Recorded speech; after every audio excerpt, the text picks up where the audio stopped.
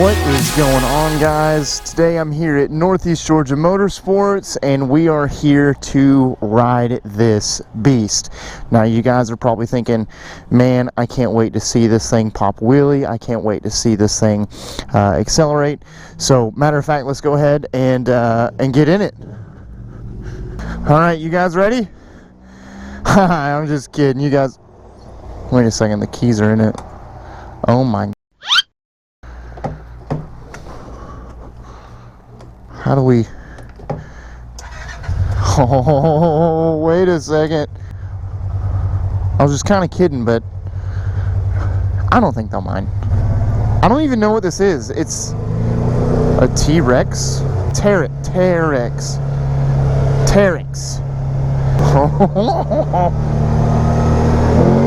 Oh my. Would win in a race, this or the Z125?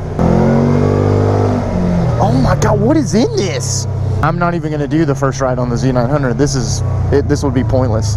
I think this first ride video is over. I'm just kidding. We're going to ride the Z900 today.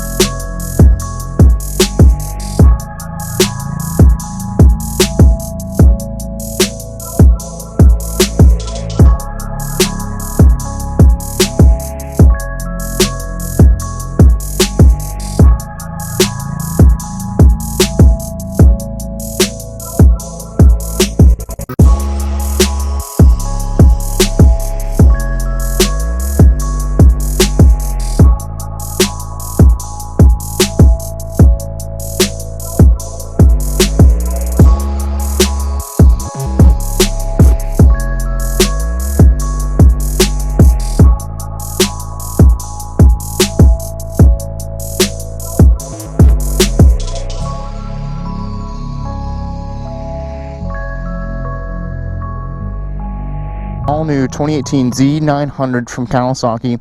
For you guys that are curious, it is a four-cylinder engine, 948 cc's, so just under 1,000.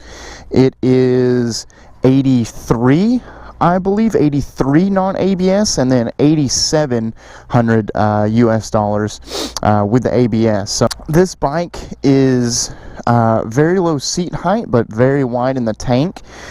So again, I like it. I like that styling. Everything flows very nice. So we're going to hop on it, see what she does, see how she feels. You guys can come demo this bike or go ahead and buy it off Northeast Georgia Motorsports here in Houston, Georgia. So let's swing a leg over here.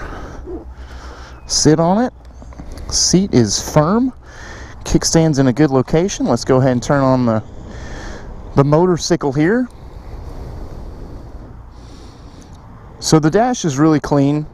It's very nice. We've got a digital with an analog mix. Got some carbon fiber accents here. We've got a gear indicator from what it looks like. Neutral gauge. We also have this miles per gallon gauge, which seems to be a new Kawasaki going trend. Threw my leg over the bike. A lot of people, for some reason, were complaining about their foot hitting that rear seat, which makes absolute no sense, because I've got short legs and I didn't hit it at all. So let's go ahead and start her up. Ooh. First impressions of sitting on the bike. Again, you might look at this bike in the dealership and sit on it, and you might think, or you might even not sit on it. Let's leave it at that, and you might go, holy moly, this is a big motorcycle. And it is, but when you sit on it, the tank actually matches where your legs should actually go on the bike. It's so narrow here and so wide here, it actually matches the profile, or I should say the fitment of a human being. So let's go ahead, put her into first, and see how she rips. Clutch feels really good. And speaking of the clutch, this bike, it has a slipper clutch in it, which is great. Well, right off the bat, this bike transmits the power to the rear wheel in a very smooth fashion. But I will say this, how Kawasaki actually got this bike to deliver the power, you would think with it being this big of an engine, it'd be very abrupt and massive. And a good note to notate is this bike has zero electronics other than the ABS. No traction, no slide control, no lift control, none of that stuff. So it's a very raw bike.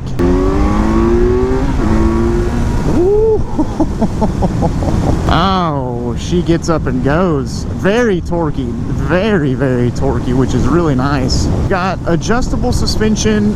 Looks like, I think it's compression and rebound. It's one or the other. You've got preload adjustability on the rear shock. Inverted forks, so you've got that sport bike geometry and components that allows it to handle like a sport bike, if you will.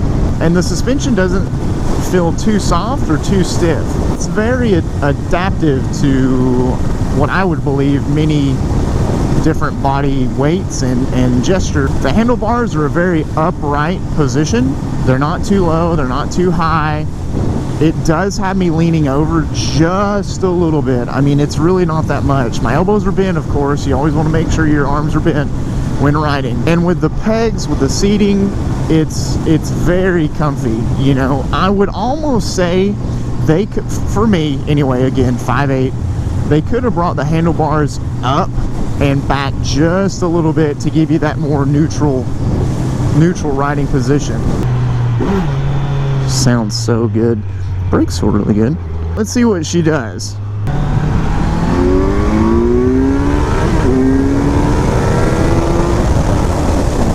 Oh, the power is so strong.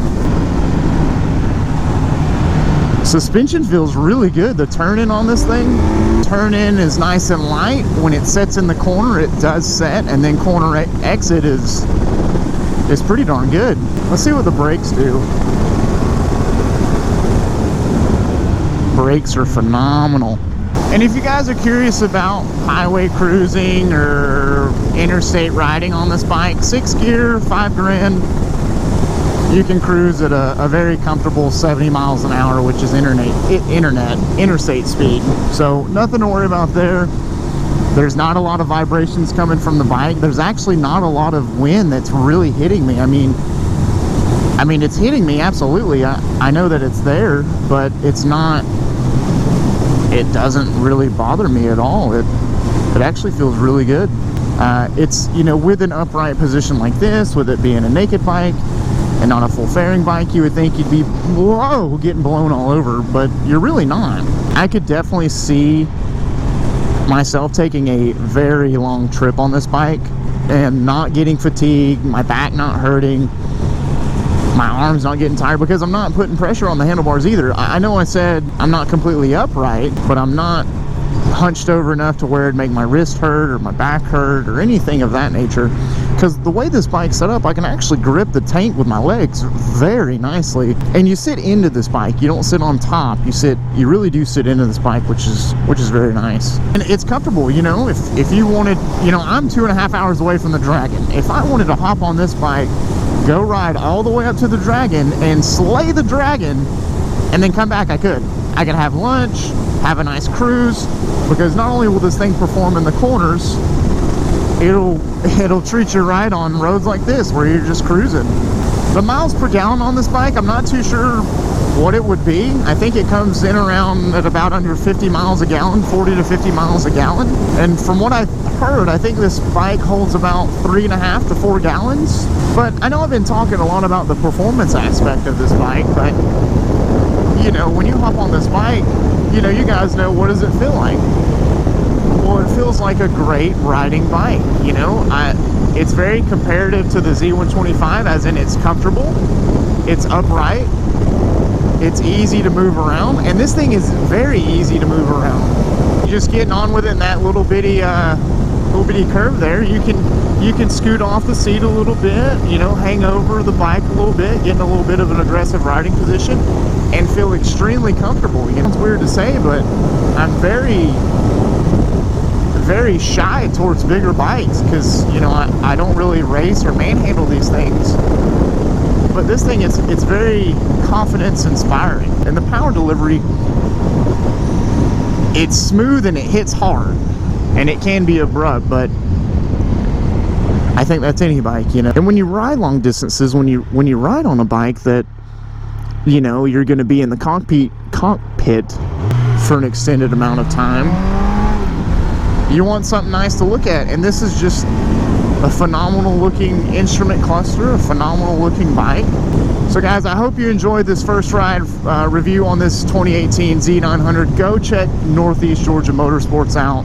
They're over here in Houston, Georgia. You can't miss them right here. You can buy this bike. You can come demo this bike. Tell them I sent you. Come get you some apparel, some items, and leave away with a motorcycle. Thank you guys for watching. I appreciate it so much. I'll see you on the next video.